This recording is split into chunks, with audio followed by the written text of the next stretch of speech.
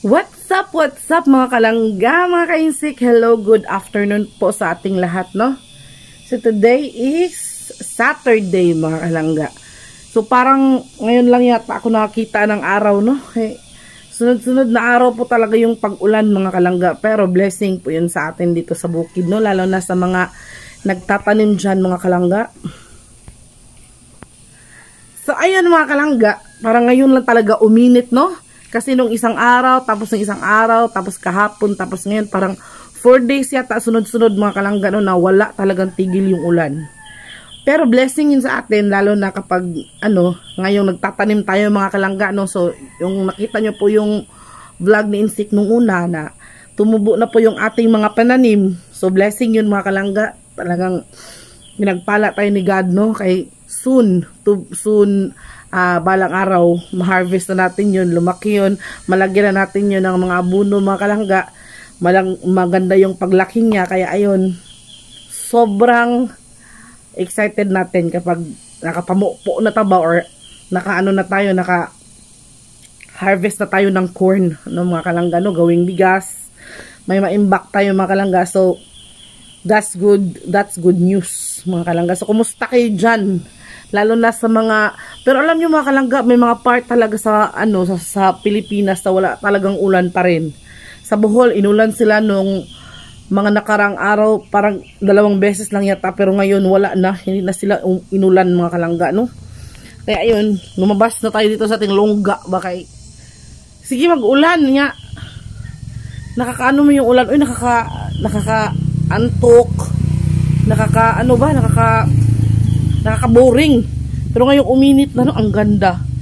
Kaya ayun, no, ganda na talaga ng paligid. Alam nyo mga kalangga, halos lahat ng mga tao dito sa bukid ay nakapagtanim na or nakapagkuan na,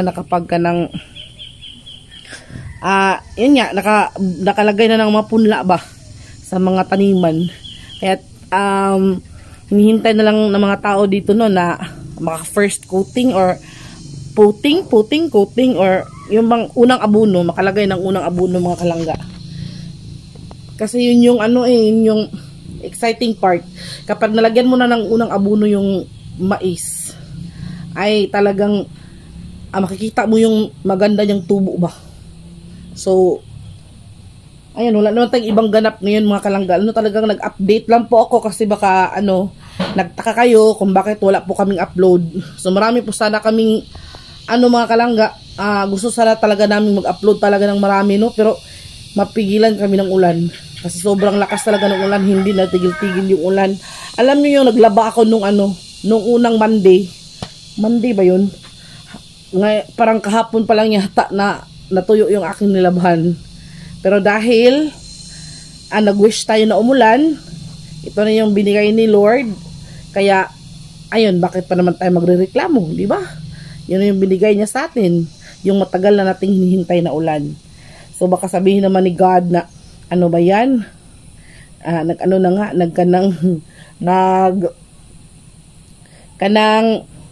Nakuha na nga na winis yung umulan, tapos yung umulan, ang reklamo naman kayo, no?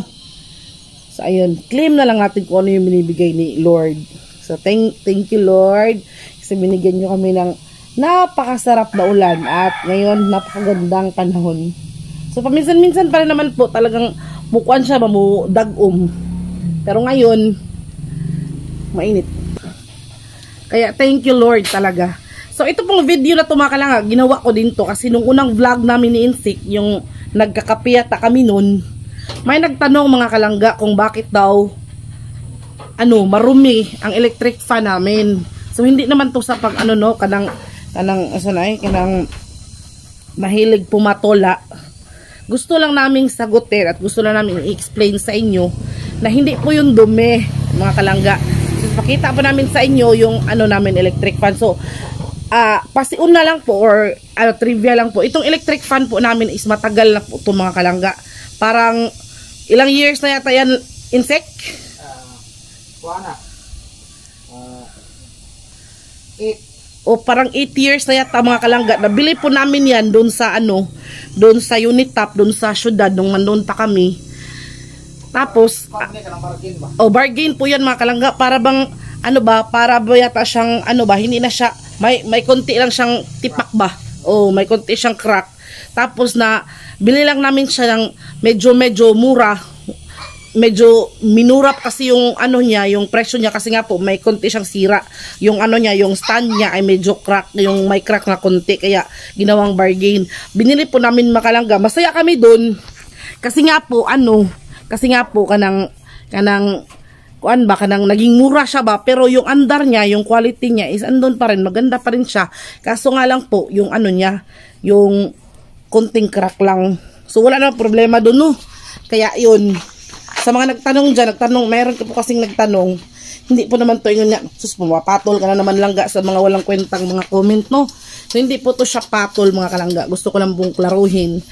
At gusto ko lang din pong i-explain sa inyo kung bakit ganun yung kulay ng ating electric fan. So hindi po yun dumi mga kalangga. So naglilinis din po naman kami dito sa amin, kahit pa paano.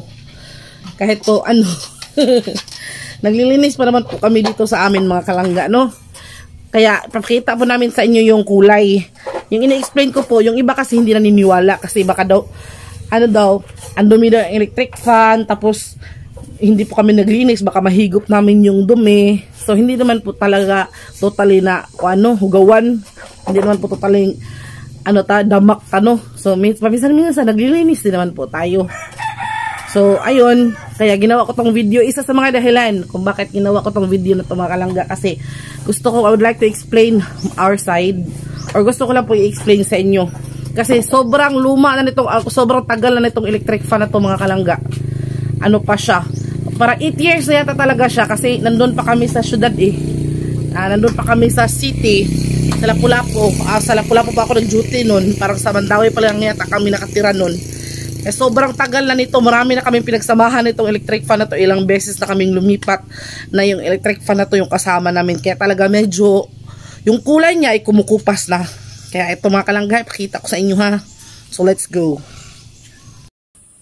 So yan po, no. Ang ganda na ng panahon, mainit na. Kita nyo po, no. Ganda ng panahon. So ito po yung electric fan natin mga kalangga. Kita nyo po. Yan. Yan po yung electric fan natin. Yung brand niya ay Eureka. So hindi po siya Nuna brand. Parang lang yata siya. Simple nga brand lang. Mumurahin ba? So kahit mumurahin to siya mga kalangga, marami na kaming pinagdaanan nito. Nakikita nyo po, yung sinasabi nyo na marami, yan po siguro. Yan po. Pinakita ko na po sa inyo ha. Pinag-flex ko po sa inyo yon. Yan. Hindi po yan marumi mga kalangga. Kita nyo po. Kalawang po yan, kasi natanggal na po kasi yung mga niya, pintura niya mga kalangga. Ayan, natanggal na po kasi yung mga pintura niya. Kaya ayun, lumabas yung mga kalawang niya. Yan, ayan, ipakita ko po talaga sa inyo. Yan. Kalawang po yan mga kalangga. Yan. So yan po electric fan na yan, ay kahit ganyan lang yan mga kalangga, marami na po kami pinagsamahan yan, no? Maraming init ng panahon na po na sinave po kami nitong electric fan na to. Kawawa naman siya kasi napansin siya ba na hindi siya nalinisan. So nilinisan po namin yan lagi mga kalangga. Pero alam niyo naman po dito sa kilid sa kalsada, nandito po kasi tayo nakatira dyan, yan sa may highway na yan sa may kalsada na yan, dahil laging dumadaan yung malalaking sasakyan, lalo na nung tag-araw, mga motorsiklo, mga iba't ibang klase ng sasakyan mga kalangga, kaya abog. Yan, nakikita nyo po, yan, dumadaan po sila dyan, kaya abog talaga, kahit walang sasakyan, abog talaga mga kalangga, lalo na yung yung hindi pa talaga umuulan, no? Kaya yung electric fan natin ay maalikabukan talaga siya kahit papaano. Pero nililinis mo namin yan mga kalangga. Pero itong na to, itong kulay na to mga kalangga, hindi po talaga siya malilinis, no? Kaya taya man yan, man yan, kung sa Tagalog pa, Tagalog sa taya, kalawang. Ayan, kinakalawang po yan mga kalangga. Hindi po siya matanggal kahit anong mo. Kahit kukuskusin mo siya, mas lalo siyang dumadami kasi matatanggal yung kulay niya. Matatanggal yung kulay niya. Kapag natanggal na tong puti mga kalangga, magiging kulay kalawang na siya kasi yung nakukuta ng puti ay kalawang nyo na sa ilalim. Yan kalawang Yan. Yan po yan mga kalangga. Pero kung talagang nakikita nyo po na medyo madumi, baka meron kayo dyang extra na electric fan, pwede nyo naman po kaming bigyan. At tatanggapin naman po namin para malinis po sa inyong paningin. So, ayun no. Ang ating modelo mga kalangga. So, ikaw yung magpaliwanag inchik. Ako po yung alikabok sa electric fan namin. Ako po yung ama. So, ayun na mga gansik. Ito po yung mga paliwanag ni Langga. Yan. Napaliwanag ko naman sa kanila no, kahit pa taya paano. Sa kalawang ba taya? Kalawang po yan mga kasi kalangga. Kasi po may katagalan na po ang ating electric fan, no? Imagine 8 long years po. Maraming tulog na pong sinave po ang electric fan na yan. Kasi po, malakas pa din po siya kahit ilang beses siyang nahulog. Kahit ilang beses na po kaming lumipat ng tirahan mga kalangga kasama po namin yung electric fan na yan. Kaya, super kuan kami no, thankful kami dito sa electric fan na to. Kaya nung napansin siya mga kalangga, at least no, meron siyang meron siyang kanang point of view. At least napansin nyo naman po siya kahit papaano no. Kasi ito po ang ating pinakakuan eh. Oh, na nga yan, ipakita mo sa kanila ng lubot. Kinit-kit na yan ng daga. Ayan daga. Ang nilagyan ko ng electrical tape. Yan kinit-kit na yan ng daga. Dito, mga kalangga. Pinutol na siya. So, marami na siya pinagdaanan mga kalangga no. So yan, hindi na talaga maganda yung kulay kasi nga po siya kanang luma na. Matagal na po siya mga kalangga kaya ganoon na po talaga yung kulay niya. Ay. Inaantok si insect. Kakalabas lang po ng araw no ngayon. Init kayo paduka ba? Oh, lagi. Antok yung kuan. Lagay ko ng so, ayan. Okay na. Oh, yan. So, ayan po yung may-ari ng electric fan mga kalangga. Ayan po si Sphinx, no? Hello, baby! Baby! Ayan. Yan po yung ating electric fan mga kalangga. So, nakikita nyo po, para po talaga siyang marumi, no? O, parang marumi. Sinasabi niya nga ng ang dumi naman yan. Uy, so hindi po yan madumi mga kalangga ha. So, sana nalinawan kayo doon. Nalinawan po kayo doon sa explanation ko. And, ayun, maluwas po ang kredibilidad ng ating electric. So, ayun mga kalangga, no? So, ayun. So, ito po, I would like to take the privilege to thanks Agribel's Vlog. So, yun po yung, kanang kaibigan ni Insect na vlogger din na kanang veterinarian mga kalangga. So, I would like to thanks to him sa pagbigay niya po sa atin itong dog food na to mga kalangga, Nutrit Chunks. Hindi po siya, binigyan niya po kami ng isang bag nito mga kalangga, parang 5 kilos yata to Insect, no? Dili. O siya kabot 5 kilos. So marami-rami din, uy. So na-save din yung pagkain ng aso natin, no? So maganda siyang klase mga kalangga. Binigyan niya tayo nito kasi po yung pagkain lang talaga ng aso natin mga kalangga is yung lang talaga, no? Yung sobrang kanin, kung may sobrang kanin, pero sinusobrahan po talaga namin yung kanin mga kalangga kasi meron tayong makasamang aso ba. Tapos meron tayong isang pusa, si Marimar. Kaya magpapasalamat po kami kay Bells Vlog, to, no? Agribel's Vlog kasi po binigyan niya tayo nito. So malaking tulong mga kalangga. Every time na nagpapakain tayo ng aso, hinahalo natin yung kanin tsaka dito para hindi po siya madaling maubos ba. So meron po tayong mga aso kasing marami mga kalangga. So nakakaawa naman po kasi kapag tinatapon no or kanang pinamimigay. Pero kapag may nanghingi naman po na sigurado naman po kami na aalagaan talaga yung aming hayop, binibigyan naman po namin. Pero yung talagang marami po kasing aso dito mga kalangga kaya minsan-minsan lang po talaga yung nanghihingi. Kaya ayun, sobrang thank you po talaga kay Agribel's Vlog sa pagbigay nitong dog food na to, isang bag ng dog food mga kalangga, no? So super blessed yung mga aso natin. Pero si Sphinx mga kalangga, ayaw talaga niyang kumain ng dog food. Ayaw na talaga niya, parang kanang tinatransition namin siya mga kalangga, sinubukan namin pakainin siya ng dog food. Hinahalo namin doon sa sa ulam niya na chicken liver. Man siya, kanang nagbasa yung kanyang madumi. Kaya hindi na lang namin pinipilit mga kalangga. So ito yung pero yung mga ibang dog namin, yung ibang dog namin na nasa mga dog ni Papa, sobrang lakas na kumain ng dog food. Kaya ito, malapit na siyang maubos, no? Ayan. So kapag baka bibili din po kami kasi tinatry ko to kung kakain sila nito pero kumakain man po sila, baka bibili tayo nito ng isang bag next time. Kapag naubos na, no? Mahal po kasi ito mga kalangga. Yung ano, binigay ni Bells Vlog, mahal. Meron namang medyo mura doon sa ano, sa bayan. Kaya bibili tayo mga kalangga, no? So, ayun. Thank you so much po ulit sa mga nanonood. Yung ampalaya po namin mga kalangga, hindi pa siya namatay talaga. So, nakapag-harvest po kami nung isang araw. Hindi ko na po na-vlog kasi po maulan nga. Niluto ko siya kasi wala po kaming ulam nun. Nilagyan ko ng itlog. So, meron pa natira dyan konti sa ref. Ininit-init ko yan kasi inuulam-ulam ko ba kapag wala tayong ulam, no? Pero kanina mga kalangga, naka-harvest tayo ng isang ampalaya. Pakita mo nga insect, be. Bigyan mo sa akin yung isang ampalaya dyan. Kasi natago siya mga kalangga ba? Yung isang buong ampalaya, hindi namin nakita. Ito palang ampalaya na to mga kalangga. Yan. Si insect, nakita na pala yan ni insect. Pero natago lang sa amin, hindi namin nakita nung nag-harvest kami ni Papa. Kaya isang ampalaya mga kalangga, tapos bibilhan natin yan ng kalabasa kasi wala nang bunga yung kalabasa eh. 2 dangkal to. Oh, giant. Tapos bibilhan natin ng kalabasa, tapos kanang basta yung panahog, magpakbit tayo or magginisang gulay tayo mga kalangga, no? Yes. So ayun, thank you so much po ulit sa panonood mga kalangga, no? Kasi talagang ginawa ko tong vlog na to para magkita na naman ulit tayo kasi na-miss ko kayo mga kalangga. Talagang wala kaming makitang content mga kalangga, nandito lang sa loob ng bahay kasi po umuulan.